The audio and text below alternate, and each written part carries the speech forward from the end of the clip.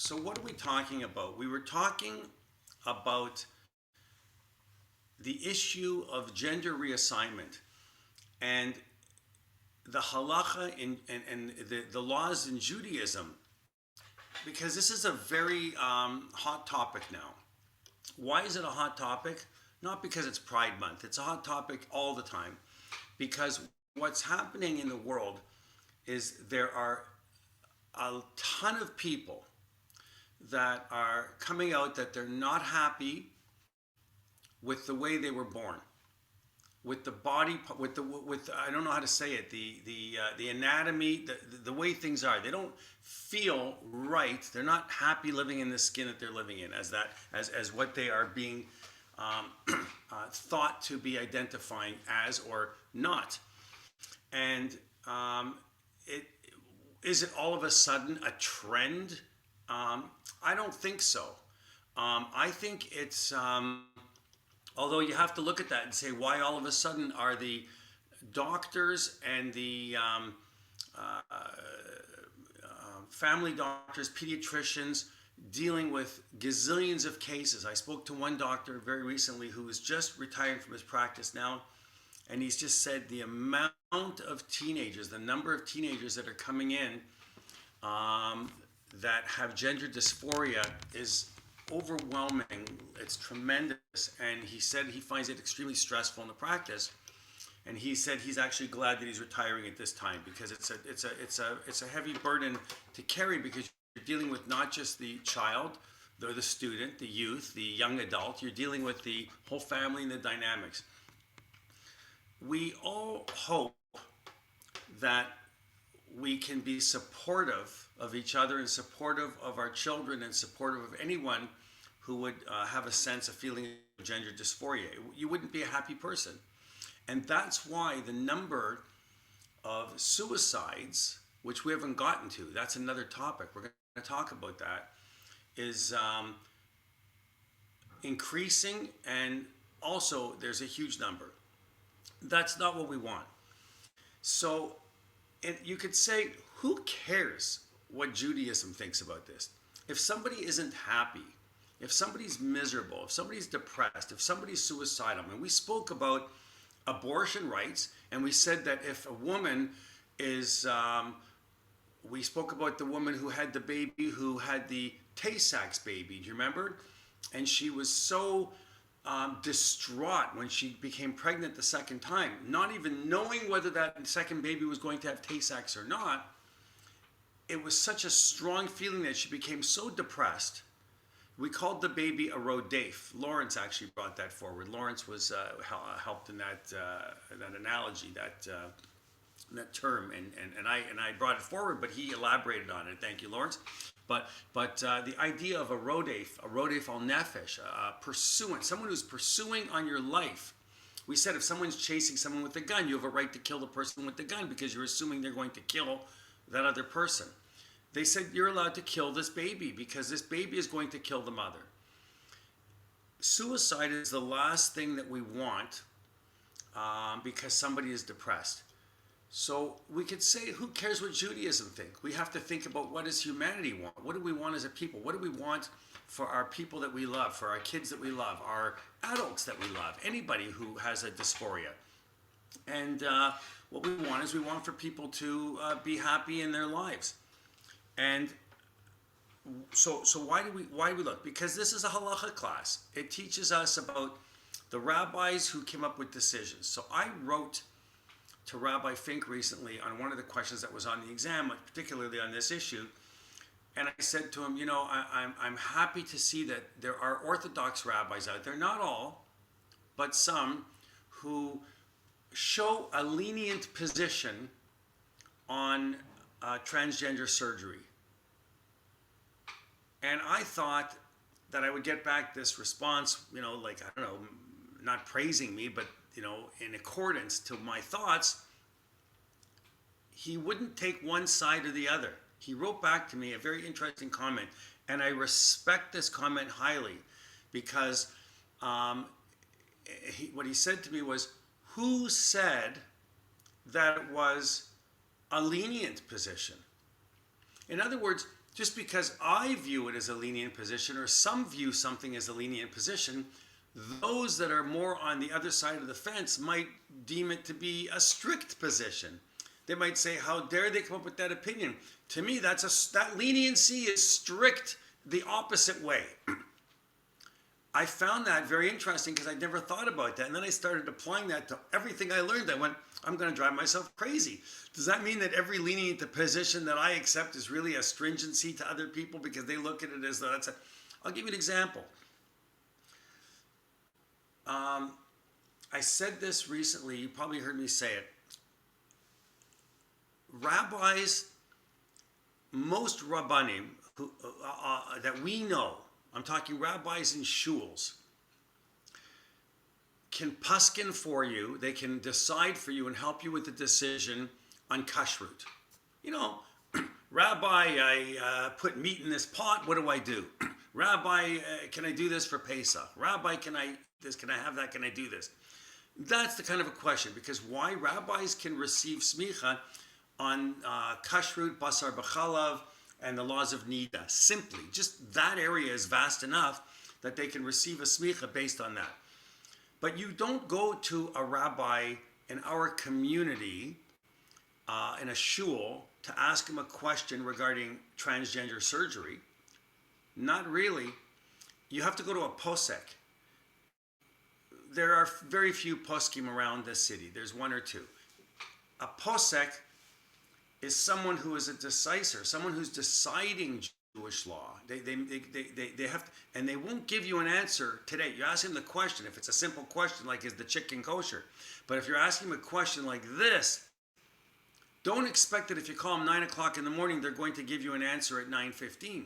They might say, give me a few days, give me a week, I'll call you back. Well, think this isn't an, I got to let you know, I got to look into it, I've got to go to the sources, I've got to think, and I'm going to make a decision. Why? The sources are there in front of him. He can look at the sources. He can say, here's the lenient, here's the strict. Not so in halacha. In halacha, it's an art, not a science. These are not my words. These are words of my colleague, a colleague of mine who said this. Halacha at that level is an art. An art because what is kosher, what is right for one person to do, may not be right for someone else to do. I'm going to give Rivi a different answer if the chicken is kosher or the pot is kosher than I might give somebody else. Because why? Because I know that Rivi, thank God, is in a position that if the chicken doesn't seem to be so kosher, I can say, you know, Rivi, don't benefit from it, don't eat it. It's not kosher. You can afford another one. I'll give you the money, buy a new chicken.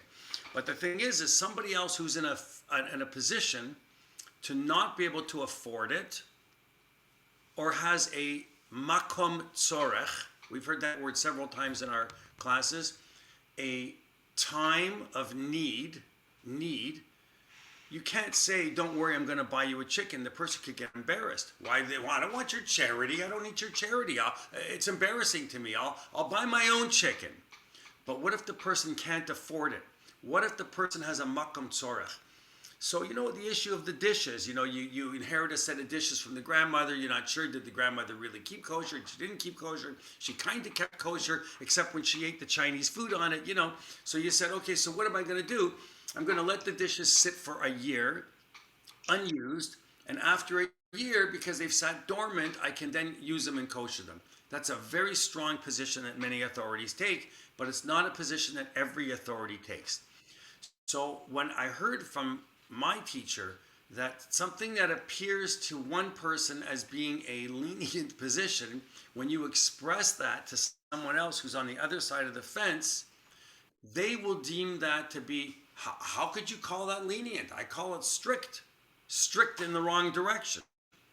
So we started 2 weeks ago with a case of a baby that was 6 months old, and it was born with all of the appearances of looking like a girl. Baby looked like a girl. But from the genetic point of view, the baby was actually a boy. And we talked about the Y chromosome, and we talked about all of the issues, but in different ways that a male could be expressed. And we talked about how We're having a baby in front of us that looks exactly like a girl, looks like a female, but genetically he is a male. And the child has one testicle, and apart from that, he looks exactly like a female. So if they don't do anything, for this baby, they just leave it alone without any medical treatment, any medical intervention, any surgery, without anything, what is the halachic status of the baby?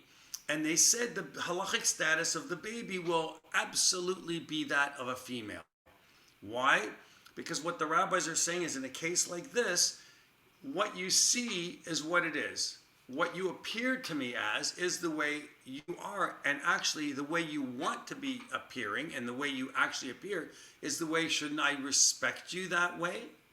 If I have someone in front of me and they look like a woman, they act like a woman, they behave like a woman, and they identify as a woman, they even dress like a woman, whatever that means today. I don't know. What does that even mean? Then they want to be known as a woman, then I should respect that person as a woman. And the same thing would go the other way. We discussed what an androgynous person means. It's a human that has both female and both male genitalia. And we said that if you have in the Talmud the discussion of one that is called a tumtum. A tumtum is someone who's born with a flap of flesh over top of the organs, and you won't know what it is. I'm not saying it's a surprise like pick door number 2, but if you were to surgically remove the flap of flesh, it will then reveal what the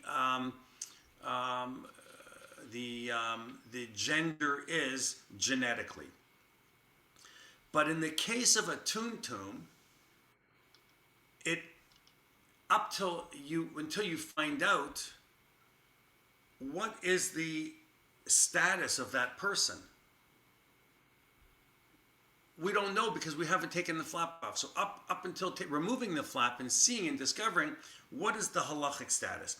And once you have these two sides of doubt, and this is where we left off from, these two areas of doubt, a double suffix, then the halacha, it becomes almost unclear because there's two categories that can lead to two completely different conclusions. So we have this one person who was born with looking like a female but has one testicle, and in a case like that, we'll just say for now there's no doubt at all. Child looks like a girl, a female. In order to have doubt, you would have to have two sets of organs, but there aren't two sets of organs. There's not two sets of genitalia here. So this person is clearly a female, okay? And this person is what the Rambam said is a person who has both male and both female genitalia. He or she is called androgynous. So we have to treat this human being, this person, as a doubtful case and be strict in every single situation, according to halacha. Not according to society. I'm not talking about in the real world that we live in. I'm talking about in a halachic world. So we understand that from this idea that establishing gender is not about binary. If you came to me 5 years ago, 3 years ago, 4 years ago, and you said to me, here's a person, he or she is non-binary. I didn't even know what that meant. I had to go and look it up. I had no clue. Now I hear it every Montag and Donnerstag. Everybody's not non-binary. You have children in school today.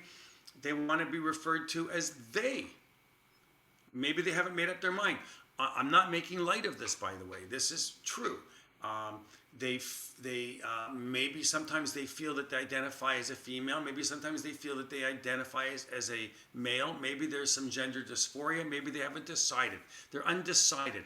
Maybe they're waiting to have a discussion when they're a little bit older with their parents and have a discussion and say, you know, mom and dad, I'm really unhappy. I don't want to be like this. I want to be this. I always felt this way.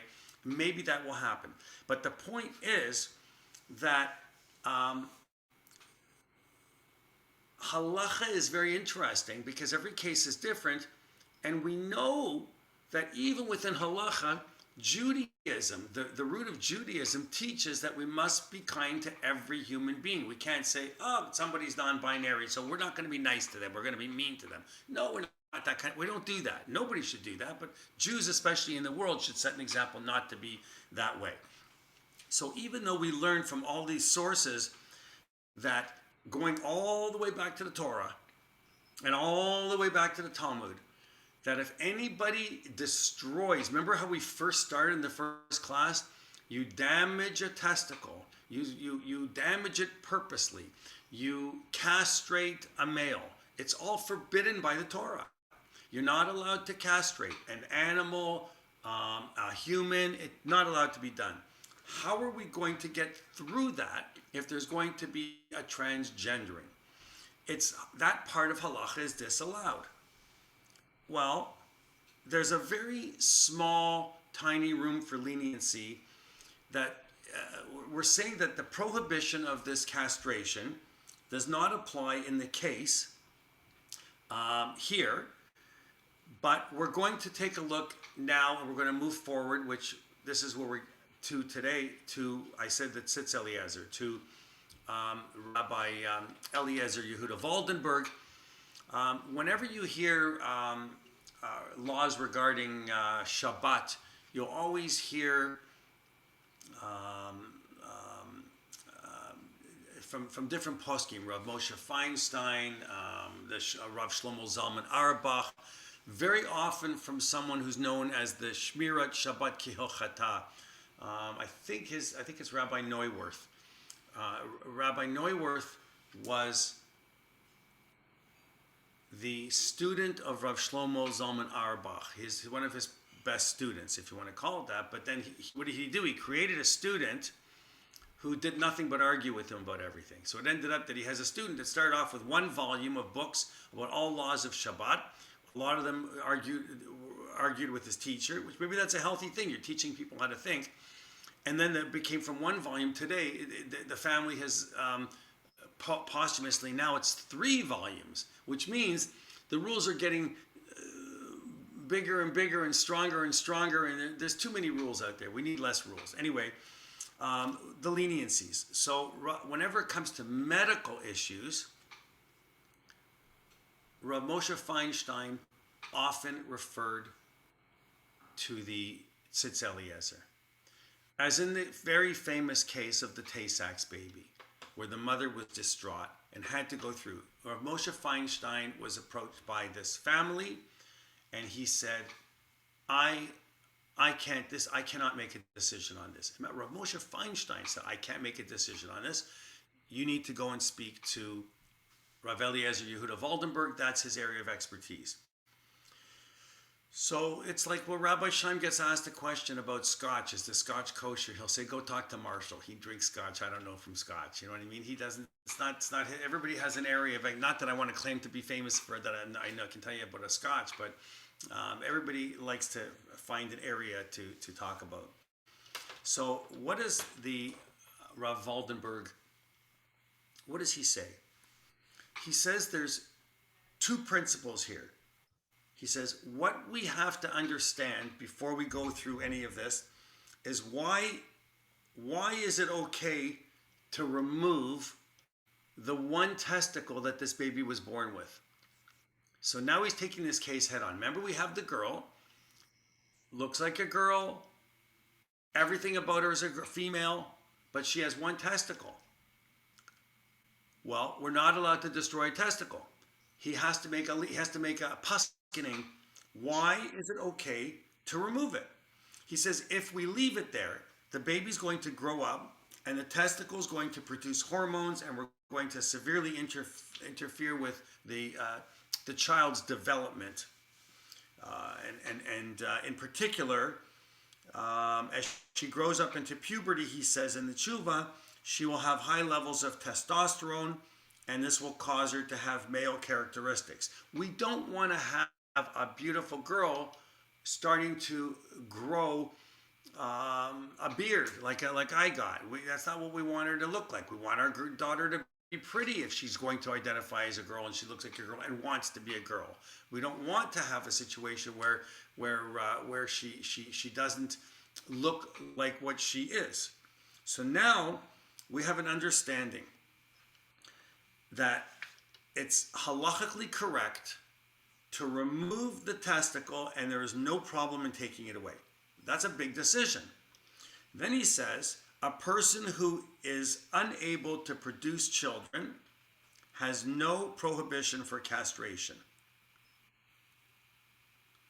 Okay, so that's on the other side.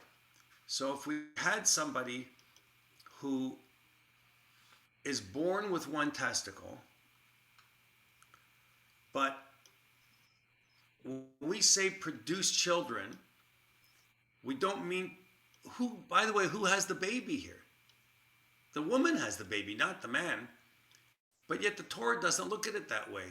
The Torah says that the law of pru or vu, falls upon the man to produce children, to fertilize the ovaries, so that there's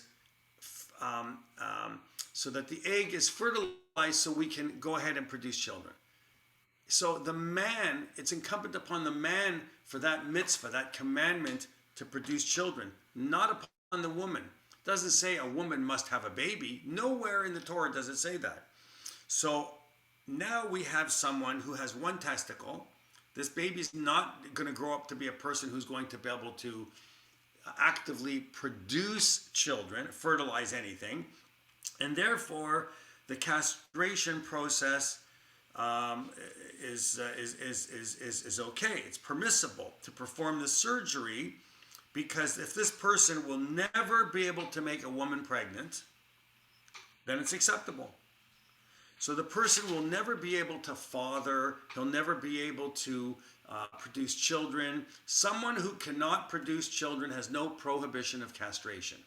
That's a big, bold sentence. You can put that in bold type, and you have something to rely upon, as they say. You have something to lean on here. There's something there. There's a bottom line here. The bottom line, according to Rav Waldenberg, is in this case, it is certain that there's no prohibition of removing the testicles, since this person can never become a father and doesn't have a full set of genitalia, and therefore that would be necessary for fatherhood. Therefore, it's correct to remove it. Well, that's fine, but many cases that we deal with going forward are not straightforward. They're not exactly just that cut and dry. But the door, at least now, has opened a little bit for discussion, right? Because now they've permitted it in one case. Why? Because she can't father.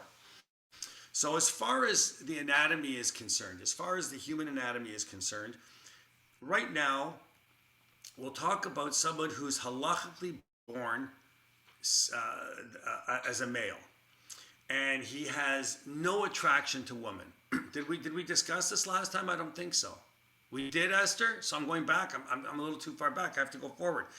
So if it becomes that this person has no attraction, does this fall into the category of a leniency brought by the Tzitz Eliezer? Does this also fall into that category, since he can also not become a father? Hey, if this man is not attracted to women and he's never going to be with a woman intimately, then why should he not be able to go past that prohibition of castration? So that was asked of Rav Waldenberg, and he didn't answer it in his Sheila and Shuvot. He never answered that question.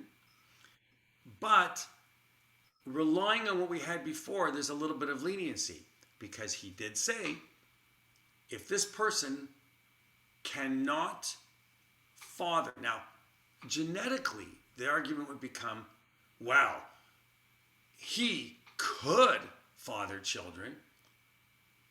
And some might say he chooses not to father children.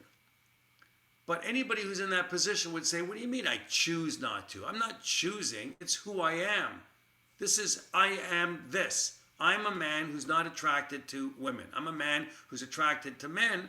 So why would you tell me that I could father? I can't father. It would be the absolutely not something that would even entertain. It would not even be entertained by this person.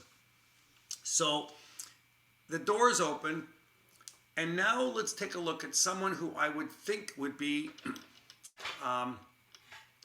very, very strict on this, but shows some leniency. And this is where I went to my teacher, and I wrote to him, and I said, what about this? And I said, this is a leniency. And the answer was, well, not everything that looks to you like a leniency, Marshall, is a leniency. Maybe some people, he didn't say I, but maybe some people regard it as not such a leniency. And then I started questioning everything. So according to the Tzitz Eliezer,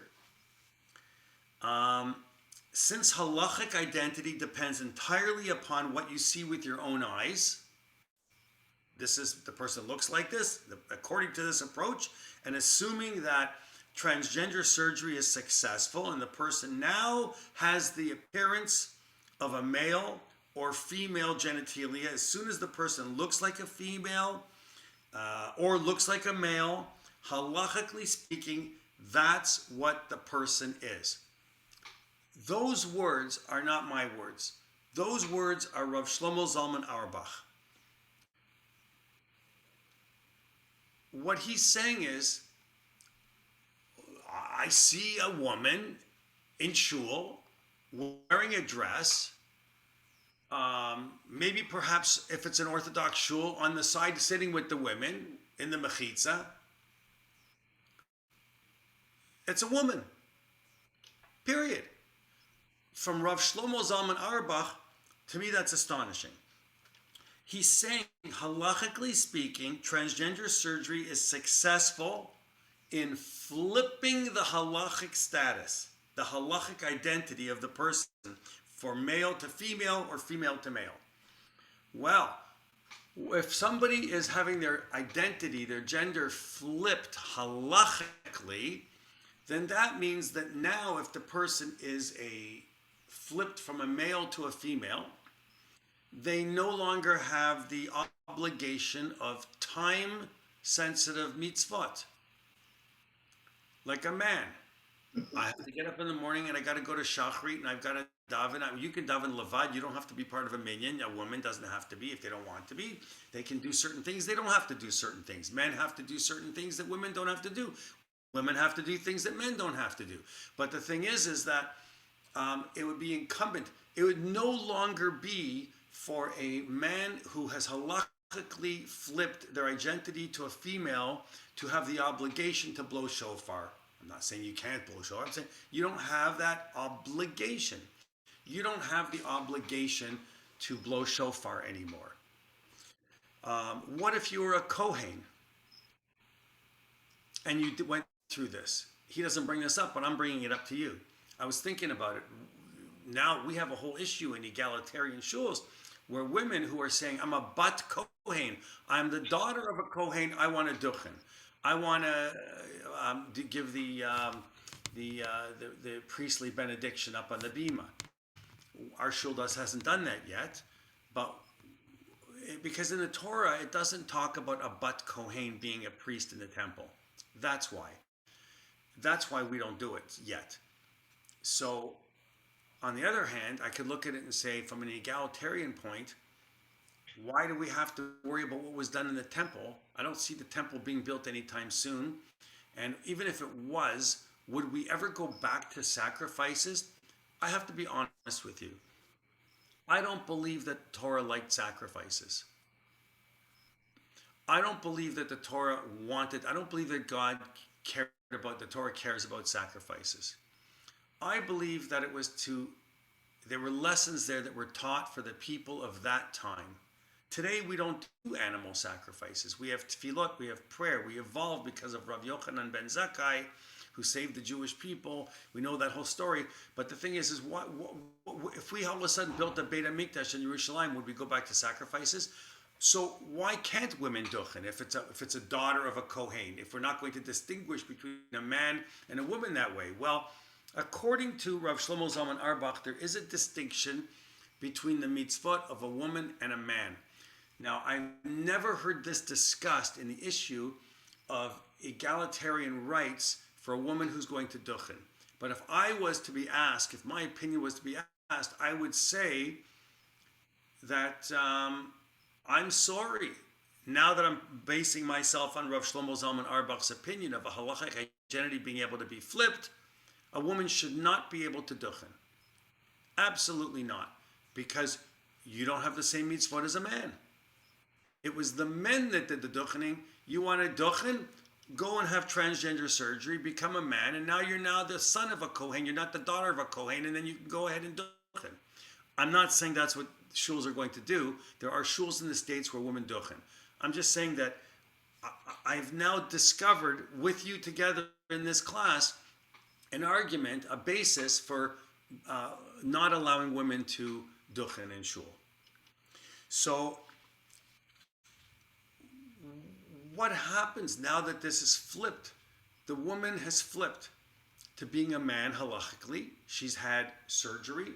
She identifies. Rav Shlomo Zalman Auerbach says, "Is this what you see?" Now she has to sit on the male side of the mechitza. Now he should be putting on tefillin every day. He should have now the mitzvah of shofar. He should, all the mitzvot that a man has, he should be able to have. So there's plenty of cases where it's prohibited to proceed with surgeries. We know that. But it's done. Once it's done, if it's already done, the person didn't ask, the person went and did it, then it flips. So let's go back to the basics. L'chatchila b'di'evad. I walked by the motion detector and on Shabbos, and it went off. I didn't care about the motion detector. I didn't walk in front of it to pose that it should go off. I'm walking to shul. I don't even care if it goes off. In fact, I don't want it to go off. But in this case, it's not quite the same. The person has made a conscious decision to, it isn't b'di'evad. They didn't happen to stumble into the surgeon's office and the surgeon didn't ask the person and the surgeon just performed the transgender surgery. Well, I had it, I didn't ask for it, but now that I had it, so I guess I'm a woman, now I'll be, it doesn't work that way. You're making an appointment. You're going through psychological counseling. You're going through serious surgeries. You are going through gender dysphoria. You want to flip. You want to change. It's all done intentionally. When something is done intentionally, you have violated a Torah law, right? Well, how many of us have violated a Torah law? I have. You don't have to put your hands up because I'm not asking. Listen, so does that mean because I violated a Torah law today, I'm going to violate one tomorrow? You know what I mean? Like, you don't have to say because I did something one day, that's it forever, the rest of my life, I'm going to do it. So just because you ate a cheeseburger on Tuesday doesn't mean you have to have one on Wednesday. You know, maybe you won't have one again. You'll say, I shouldn't do it. It's up to you. I'm just saying that it's a relationship between you and God. Once something is done, though, it's already done, then you've got to live with it. So then it's permissible, even though we are going to eliminate the performance of those certain mitzvot for that individual who had the surgery. The mitzvah of shofar goes out the window, the mitzvah of shofar in Rosh Hashanah. Halachically, the person now who is a woman is no longer has the mitzvah.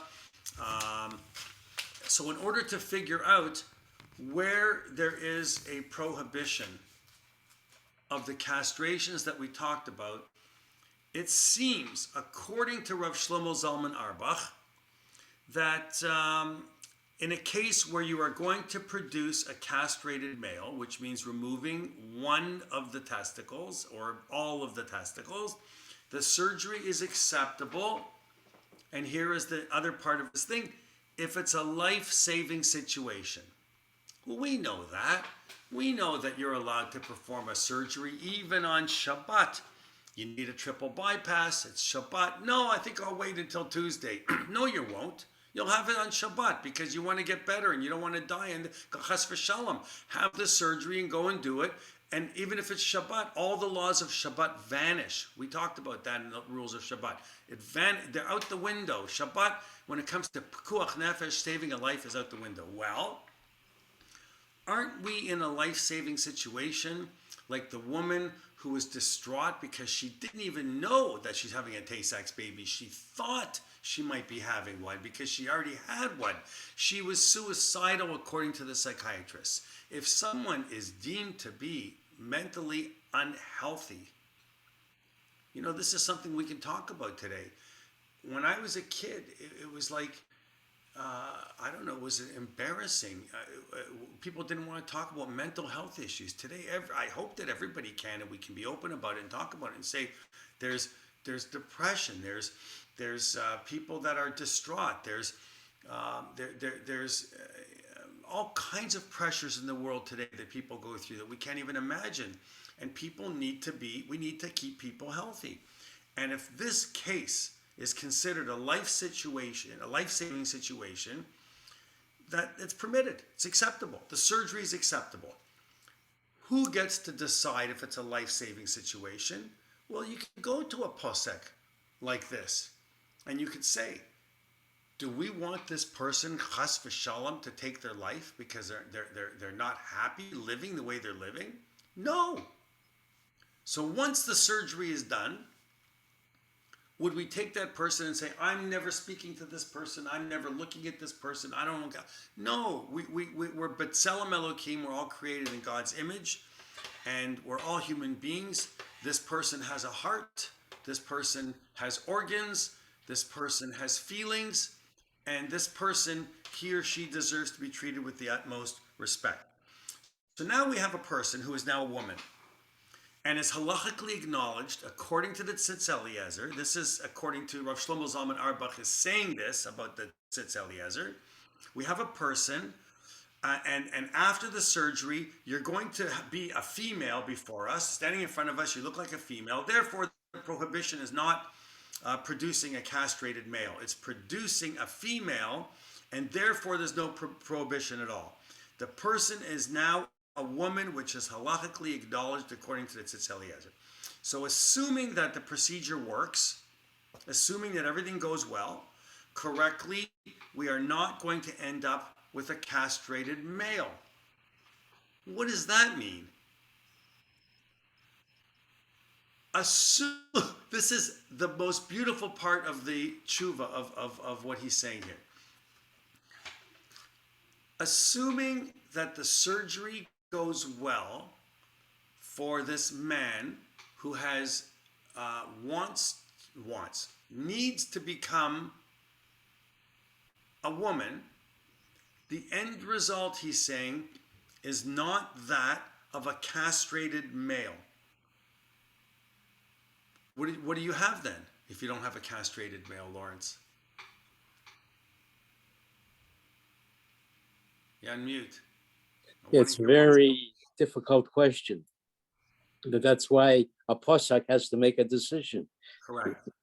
So according to Rav Shlomo Zalman Auerbach, based on Rav Eliezer Waldenberg, he's saying once you've done the procedure, if the procedure's worked, and now you have what appears to be a woman standing in front of you, you no longer have a castrated male. What you have is a transgendered female. You have a female. That's what he's saying. I don't have a castrated male here anymore. I have a female. Now the halachic status is flipped. And I find that interesting because this is where I said, wow, Rabbi Fink, what a leniency. And he said, who said it's a leniency? I didn't say it's a leniency. In other words, they're presenting the sources. I've got the sources here. So you're right, Lawrence, 100%. You got to go to the posek and you have to ask. But now the person didn't go to the posek. The person didn't ask. The person didn't ask any rabbi. The person went and booked it. They did the surgery. The doctors felt that it was necessary. Now we know, according to the Gemara, they don't talk about doctors and physicians in the Talmud, by the way. They call them healers. When somebody needs a healer, we are allowed to rely on the healer the same as we're allowed to rely on the kafela. The kafela. Everybody remember that term? Who remembers that word? Kafela. Nobody. Nobody paid attention to my kashrut class. I'm going to give it all again. I'm going to do it all over again. A kafela was the professional chef where we said, we want you to taste the food and tell me if you taste beef broth in there because they say it's vegetarian. And the kafela tastes the food. He's a professional chef after all, cordon bleu. And he tastes it and he says, there's no beef stock in here. It's vegetarian. You can eat the soup because that professional kafela will not risk their reputation.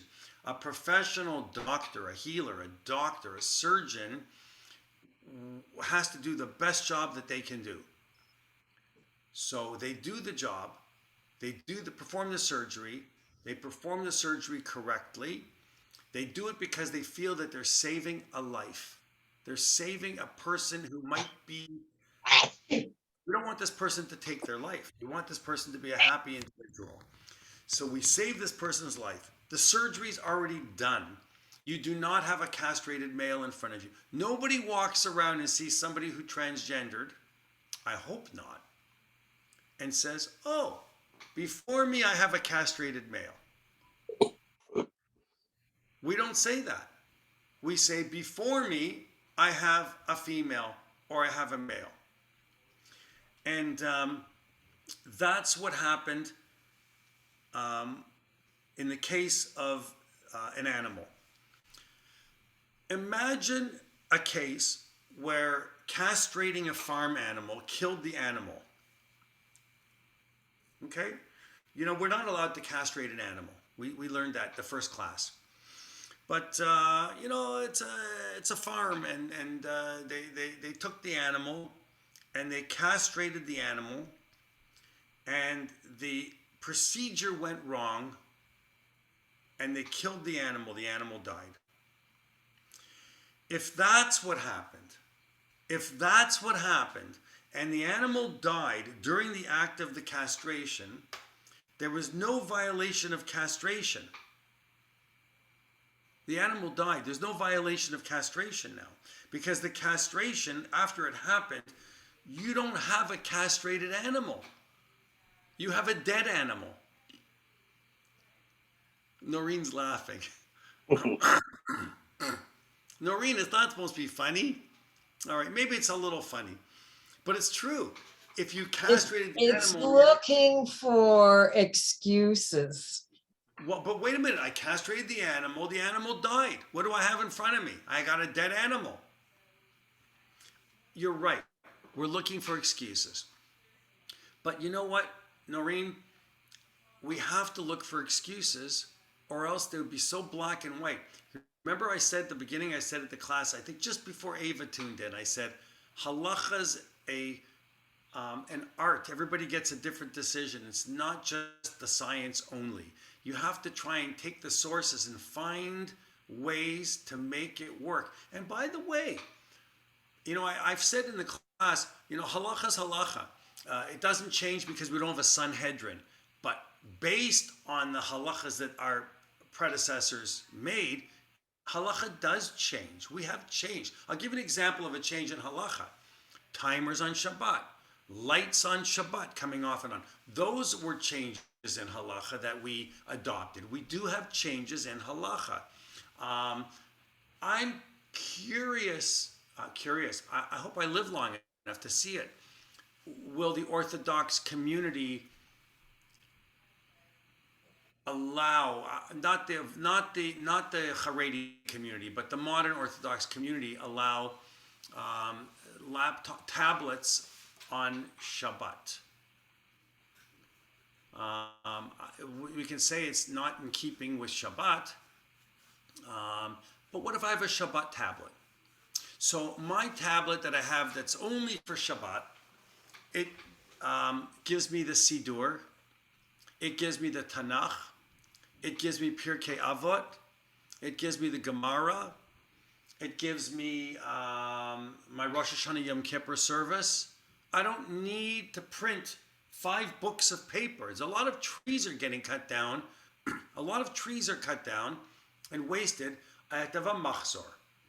I have to have a sidur. I have to have a Pirkei Avot. I have to have a Gemara.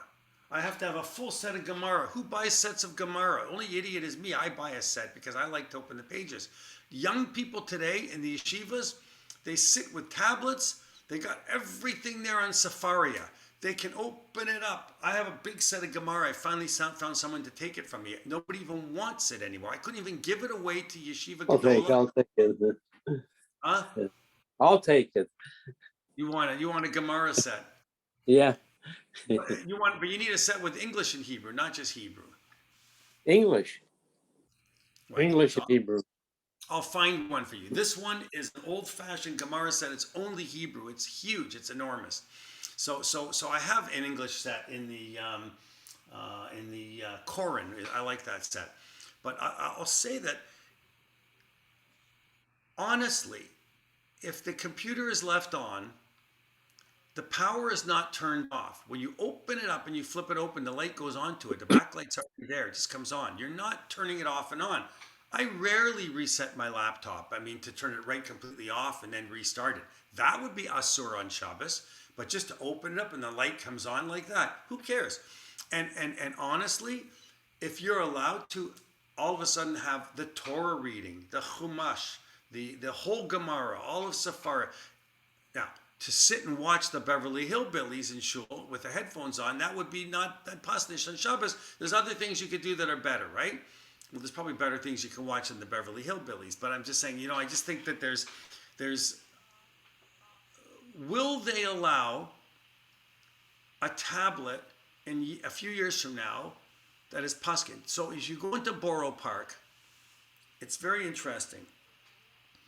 You'll see all of the Hasidic women walking around with flip phones. They have flip phones that open up. You remember the old-fashioned flip phones? We thought they were cool back in the day. Now nobody wants them because everybody wants a smartphone, right?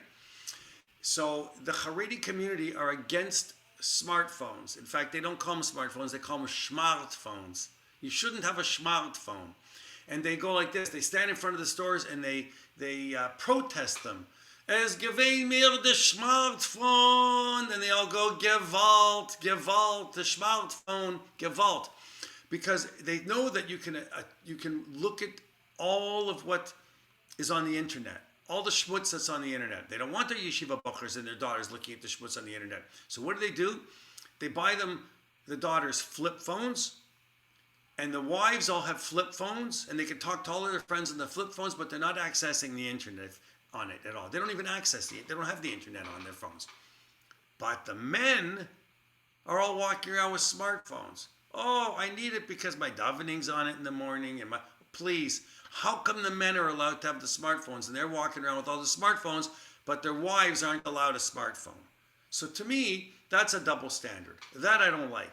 If it's good for one, it should be good for both. You can't have it one way and not the other. So I don't like that. But that's just me personally. I'm not living there. Maybe if I lived like the way they lived, I think it's great. So will we change our laws? Does halacha change? 100%. We've already gone in the modern Orthodox community to having rabbanites they don't sign ketubas and they don't sign gets, but there are women rabbanites in the modern Orthodox world, not in the Haredi world, but in the modern Orthodox world. And that is to me already something. So a woman doesn't have to go to a male rabbi to ask a question, Anida. She can go to a woman and speak to a woman rabbinite if she has a question, which I think is the way it should be. So once you've done the surgery and you've had the castration on the farm, you don't have a castrated animal. You have a dead animal. And in order to violate the prohibition of the castration, what you have to end up with is a castrated male. This is where I'm going to. So what Rav Shlomo Zalman Auerbach is saying, if a male said, I want to be a castrated male. That's my end result. That's my goal. That's not allowed by the poskim. They're not going to allow that. But this person isn't saying I want to be a castrated male. They're saying I want to be okay, Ravi. Thank you for joining in with us.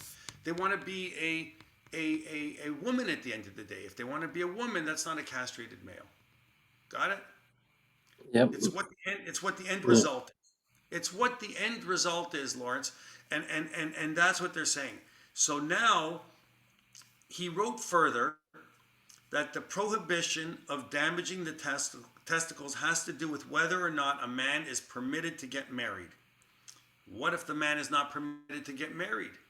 The man, an Orthodox from Judaism, a man who cannot produce children, they'll say, don't marry this, you can't get married. In our world, we allow it, but they don't do it. So what happens then? Noreen has her hand up. Okay, but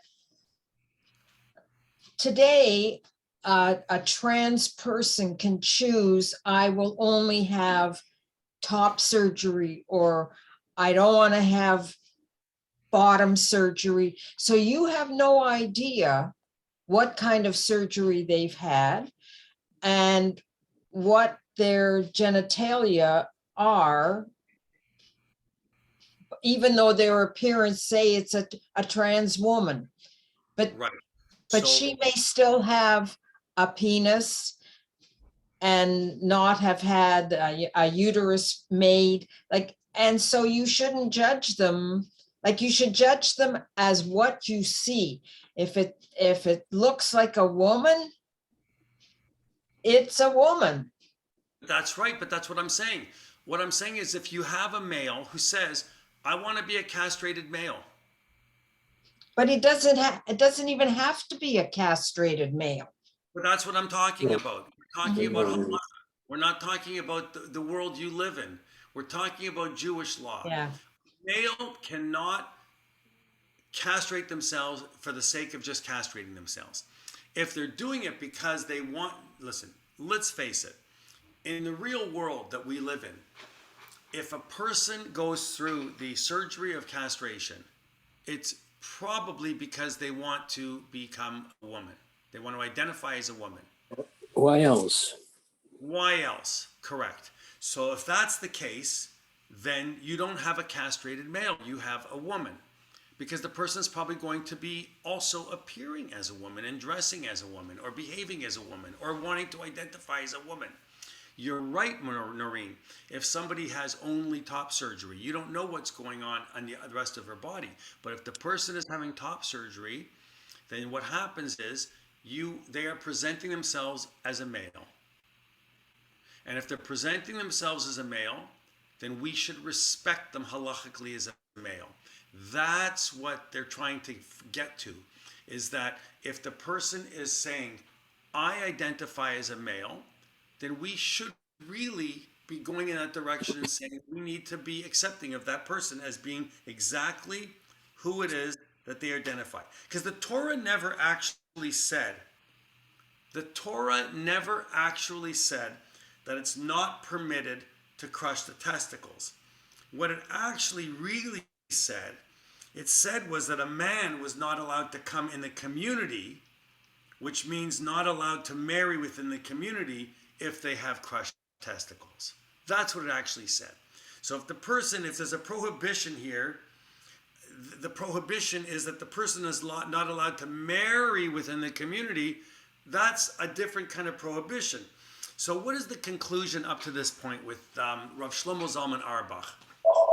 The conclusion is, up to this point, simply that there's not really much reason to object on the halachic level to sex reassignment surgery because the prohibition of castration no longer applies, and Rav Shlomo Zalman Auerbach isn't concerned about reducing the mitzvot. He's not worried about the reducing mitzvot.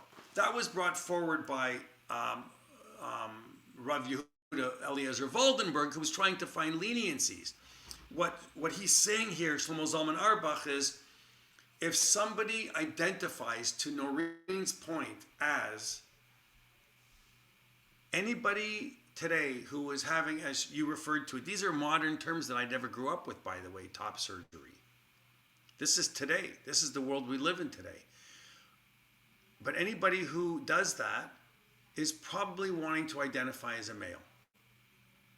And if they want to identify as a male, it's not my business to ask, because that's what I see, the poskim are saying.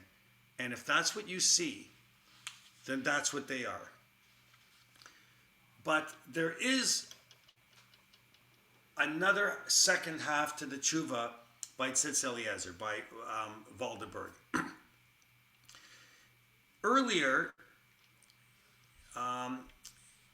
he didn't actually say flat out. He didn't come right out and just say that halachically the identity of being a male or a female or somewhere in between. And he talked about androgynous, and he talked about a tumtum, and he talked about all these things.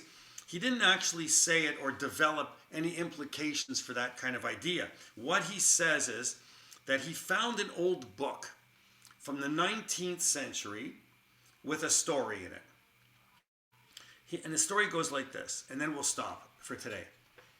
The great rabbi was asked, is a get required? The divorce paper, the get, is it required? At the moment of receiving her wedding ring, as soon as she received the ring, the prohibition of adultery came into being. Now she's married, she's not allowed to commit adultery.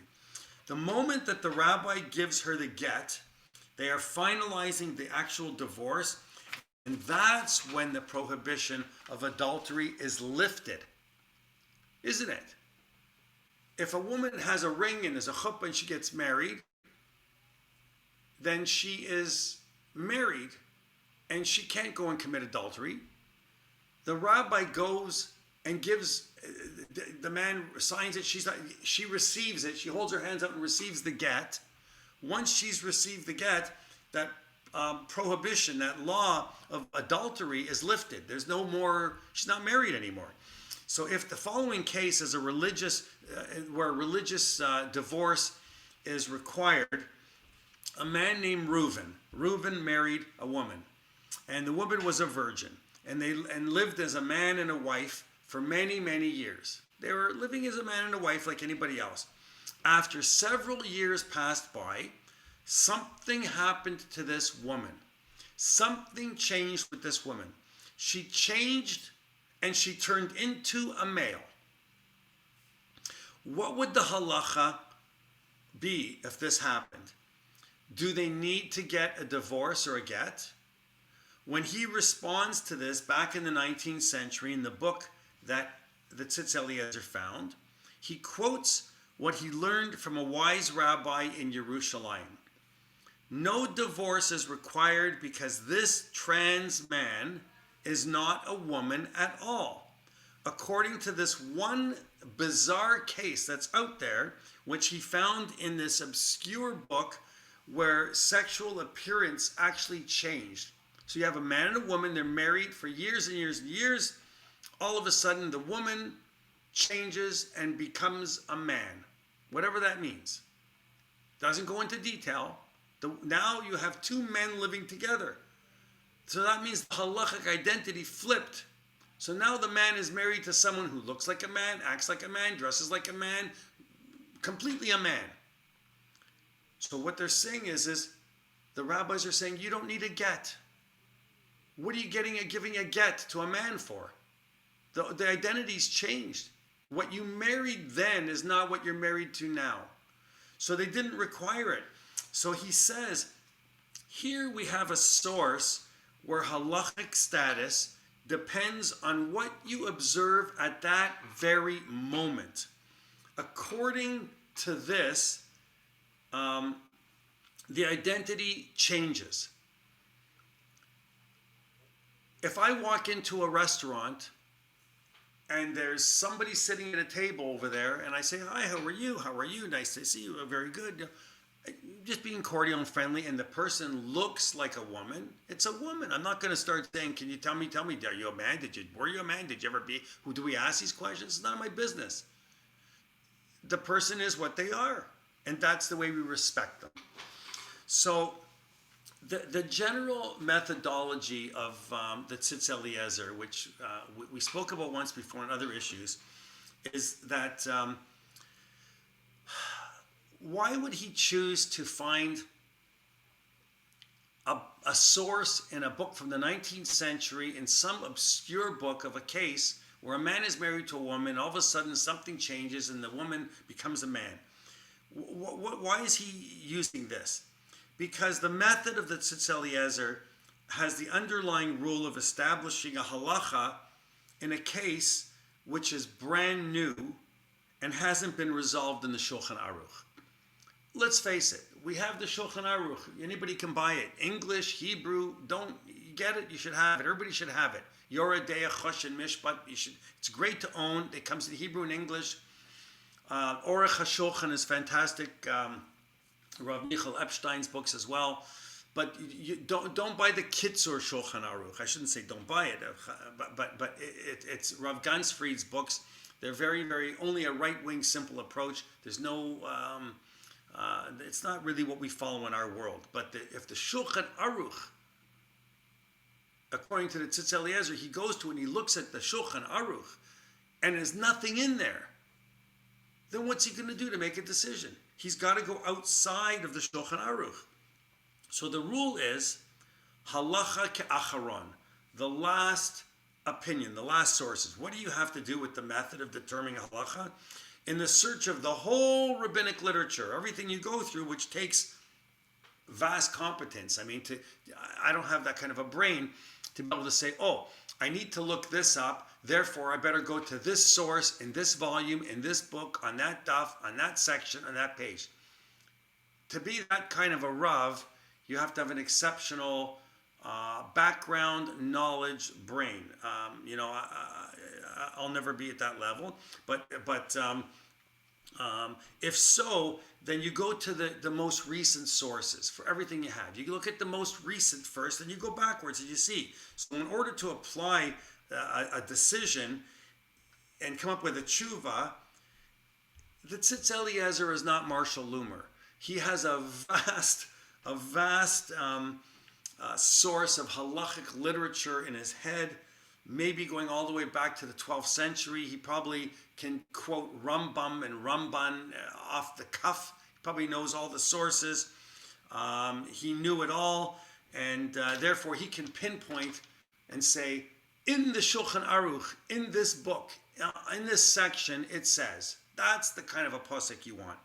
And when they can do that, or not do that, if they can't do that, and they can't find any sources, then the concept, of course, is that it's going to be possible for a halachic sexual identity to flip, because what you see in front of you is what you have. And that bizarre case really gave an opinion for what I looked at as being a leniency.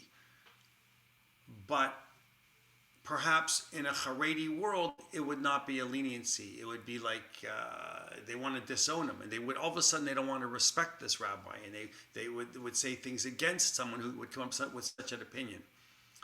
I would like to hope, I'll finish off this class with the idea that whoever the person is and whoever the person wants to identify as, that's how we'll be respectful and that's how we'll view them. I'm not going to go into the really, really strict Haredi right-wing opinions because they don't apply to our world. But I'll tell you, you know where they're going to come from. So just before we wrap up now, I'll say, you can look it up yourself, the Rav of Tzigit. So the Satmar Rebbe, if you were to look at the Satmar Rebbe, you know already this is a Rebbe who doesn't believe the state of Israel should even exist. You know what I mean? Because that's the world they live in. They're not Zionists, right? To say the least.